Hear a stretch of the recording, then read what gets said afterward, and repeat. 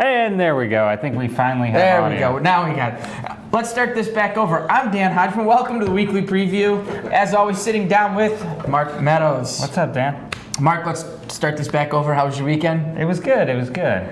We were miming for a little while, but Right. Seems like now we have audio. We got audio. We are alive and well. The funny thing about it was, and this may lead into what we're talking about today, right? Okay.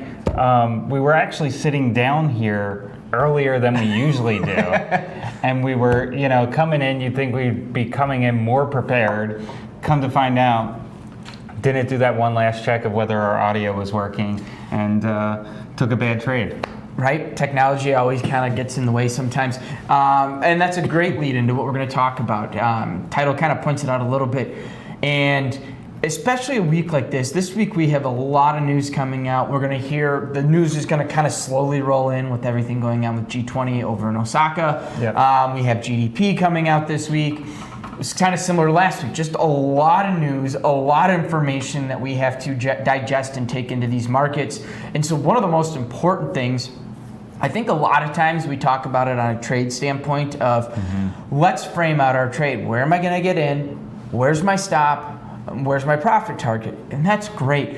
But there are some ways to, first off, make that decision making a little bit easier. And also, we have to do that on the entire day. We have to kind of get an idea of what the day looks like. And each and every person kind of frames it out a little bit differently. But you have to frame out your day. You have to go into each and every day. If the market gets here, what's my plan? How will I react and what am I looking for here? So Mark, why don't you kind of start with how you frame out your day every given day? Yeah, so, and I certainly didn't create any of these processes. I think I first heard Linda Raschke talk about this idea, but the idea of coming into the day, and the first thing you do is say, all right, what am I going to do if it goes higher, if it goes lower, or if it goes sideways, and what are the levels that kind of teach me that, right? So I think this is really important because it puts you in the mindset that, particularly as day traders, right? Like I have a thesis on what may happen in the market over the next 1 week, 3 weeks, month, whatever, year. But tomorrow, anything can happen. And I think that coming into the day and saying, okay, I may be bullish the US dollar, but what happens if the euro moves higher? What do I do then? And hint, the answer should not be, well, I'll just sell it. I mean, it can be to a certain point, but like, how do I know that today is not a counter trend move or tomorrow is not a counter trend move? And so I think framing it in that way has been one of the best things that I've incorporated into my trading. In terms of all the products I trade, I'll say, if I'm trading it that day, what do I do if it goes higher, lower, or sideways? Awesome. I do it a little bit differently, but still the same concept. I have to know when the market chooses a direction, how will I react? So the first thing I do every single day is I will sit down and I write down my levels. Number one, settlement price. I start my framing based off of settlement price, or that closest thing to prior day close. You can find it on CME's website. Some platforms put it in there as well. So settlement price goes down first. Then I'm going to put the overnight high, overnight low, right around that. Previous day high, previous day low, and then I'm also going to be putting prior day value areas in there. That's the simplest kind of outline. And then for specific markets, I'm also looking at points of control. So if you do tune in on the market forecast every day, John's helping you get those ideas, the value areas, points of control, and settlement price. He's going to help you find those.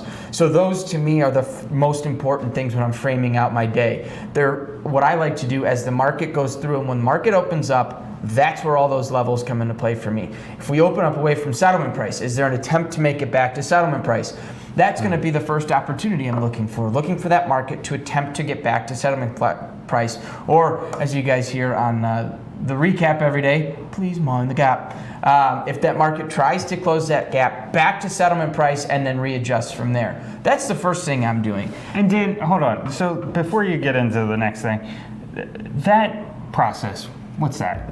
10 minutes, 15 minutes Barely. after the close. So I do it in don't- the morning. I do it in the Oh, morning. okay. I do So it in the morning because don't I need wanna the think- overnight lows and highs. Oh, got it. So I don't want, people to think that, I think a lot of traders out there with, full-time jobs or whatever, think that you have to go into these complex, screens with where's the RSI or where's this or where's that. You can do a lot of good trading by being patient and paying attention to just these, 6, 7 numbers, some of which won't change because, if you're looking at recent, areas of control or something, those may hold true for Absolutely. 2, 3, 4 days. So we're talking about 10, 15 minutes of work to set up your entire trading day. Absolutely. That's the thing is you want to keep this simple. This is a simple game. At the end of the day, it's a very simple thing. We are going to buy and sell products, and our goal is to make money and buy at good entry points and sell at good entry points. The next thing, the tough part, and this is where it gets a little bit more in depth. Not even. I take that back. It's not that much more difficult. When that market kind of tests those extremes and starts to break out, I love an opportunity for a breakout trade. We test those extremes. Remember, chances are it's going to be maybe that prior day high or a prior day low. Maybe that overnight high is that high point on our sheet that we just wrote down with all our levels. If we start to break out, we have two options here, buy or sell. How about that? You got two options and you have a 50-50 chance of making money. Now you have to determine how's that volume coming in. If it does break out from that prior high, great, we decided that we wanted to be long. To make that decision to be in that trade, we have to know where's our stop, where's target's gonna be, and that's when we start to take a little bit higher view of the market to find that next point that market's going to run to. And you know what? John probably talked about it that morning on the market forecast. So make sure you tune in because I can't stress it enough. I utilize those things all the time. It's just keeping it simple, looking for those opportunities, and is this trade going to be good enough to set me up for a low risk trade? Breakout trades, we can keep our risk pretty tight because we're looking for it to go quickly. If it doesn't go, cool, we get out, we move on to the next opportunity. But that's how I like to frame this. I like to watch that market kind of ping pong back and forth, and that's where we start to find some opportunities. And that's key too because, as you write down those levels are not, if S&P's, what are we pushing up against, 2960 or something, right? So, oh my gosh, if S&P's hit 2960.25, I'm buying, and the market, it could tag that number and come back. Absolutely. Like you have to view these levels as really areas, and that's where the tight stops really come in, because the more you trade those breakouts, the more you realize that if the market's going to go, it's going to go, and if it pulls back 3, 4, 5 points from there, you're getting chances are it's not going to go. Chances are it was trying to stay more range bound, and that's why I've been really working on this my focus is my trading. I want to be more range bound in my trading and not expect the breakout. So let that breakout kind of surprise us, take the little bit of a loss and go, okay, now we find it's breaking out to the upside. It broke over that 2960 level that we were talking about. If it breaks out, let's say I took the short there, it took off, hits my stop, then I'm just looking for a point of weakness for that market because, hey, things have shifted. I now need to readjust my little plan here, and once we can find that weakness, we can go ahead, find our opportunity to get long and take advantage of that breakout. And hey, you know what? It may go against you. That's why we keep these. That's why we're looking for that weakness, because it's going to allow us to keep that stop really, really tight and give us another opportunity down the road. And that leads me into my second thing I do every day is take a look at my size.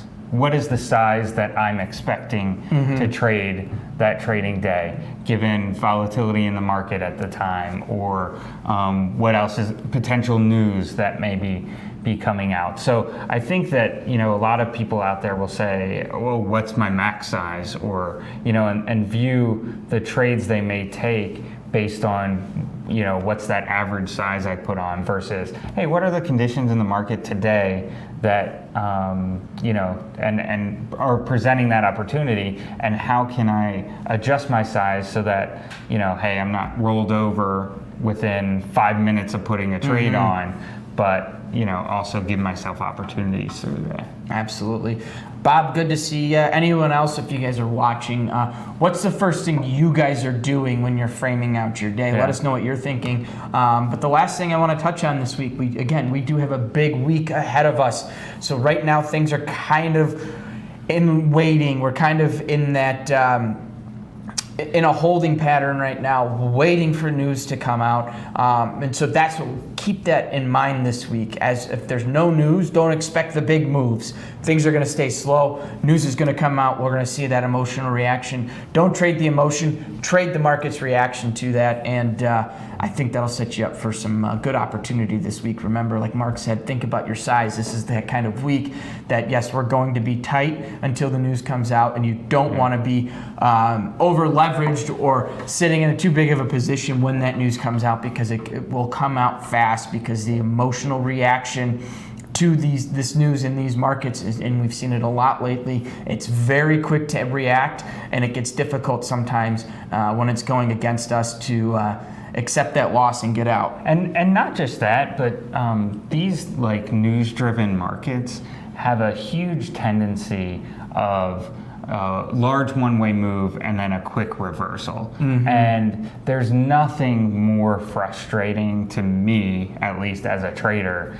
than when I get stuck in something like that. Inevitably, I get out of the position or get stopped out of the position right at or near the bottom, and then the market just turns around and runs higher, or conversely, I get stopped out at the top and it turns around and falls, and those are the types of emotional sort of hits to your psyche that you can prevent in advance by doing some of these things that we talked about, right? Like you have to, trading smaller will allow you to say, hey, the market, that happens in the market sometimes.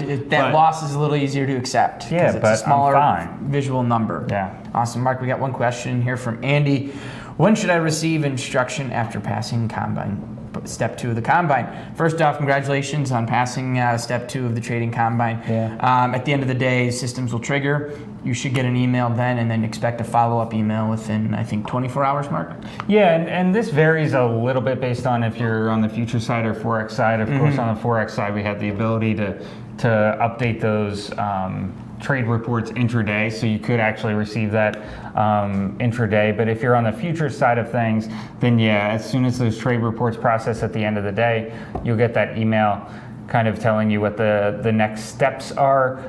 Of course, you have to be subscribed to our email list, and there are some people sometimes that unsubscribe from our emails and then are like, hey, where's my email? So of course, if you have any questions, if hey, you passed on Thursday or Friday and haven't gotten any sort of communication about it, then support at topsteptrader.com is always there for you to help, or to help you. To help you. Yeah. So, but yeah, good work, and can't wait to get you in that funded account. That'll be exciting. Absolutely. Well, if there's anything you guys focus on this week, just work on framing out your markets. If it takes that extra 10 or 15 minutes in the morning to do it, I recommend it. I think it'll help you out in the long run.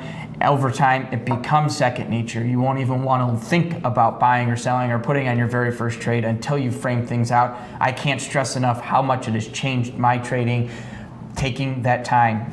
The amount of trades I have backed off on because emotionally I go, oh wow, this is exciting, I should get in, and then I look at my frame out, I look at the stuff I looked at in the morning, and it helps slow me down and recognize a poor opportunity. So, and what do they say? Ounce of prevention is worth a pound of cure. And so I think it's. I've never heard that. Is that a cooking term? No, Never heard that in my life. It's a medical term.